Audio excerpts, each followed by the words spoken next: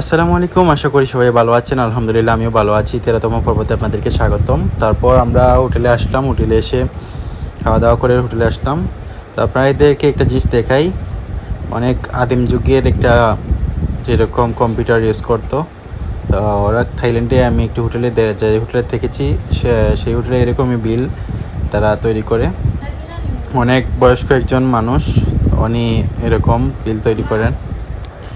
তো অনেক বয়স্ক একজন মানুষ, উনি এখানে জব করতেছেন, প্রায় 60-65 এইজ হবে।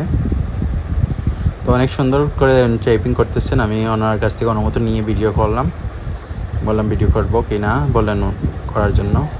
তো অনেক দেখতে পারতেছেন আপনারা, অনেক সুন্দর করে বিল তৈরি করতেছেন, অনেক স্মুথলি এবং অনেক ফাস্ট।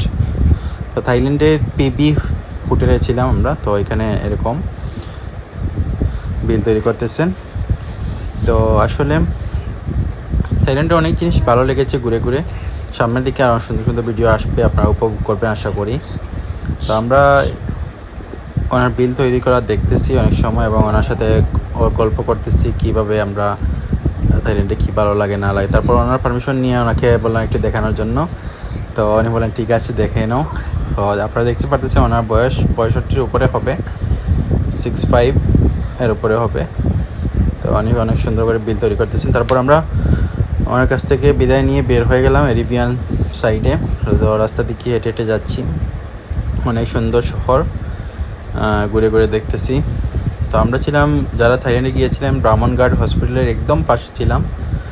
এখানে পিবি হোটেলে এসে আমাদের 2 নম্বর হসপিটাল, সেই হসপিটালের পাশেই একদম আমরা ছিলাম। তো আমরা আসলে ঘুরে ঘুরে দেখতেছি। তো এখন গিয়েছিলাম, তারপর আমরা এরিবিয়ান পাশে গিয়ে রয়েছিলাম আগরাত্তর পারফিউমের যে এরিয়া, এখানে বেশিরভাগই এরিবিয়ানরা যে সবাই আসে। তো আমরাও যাচ্ছি, এখানে গিয়ে দেখলাম যে অনেক ছোট ছোট শপে দেশের মেয়েরাও বসে আছে, ছেলেরা বসে আছে, ইন্ডিয়ান বাঙালিও আছে। এই ছিল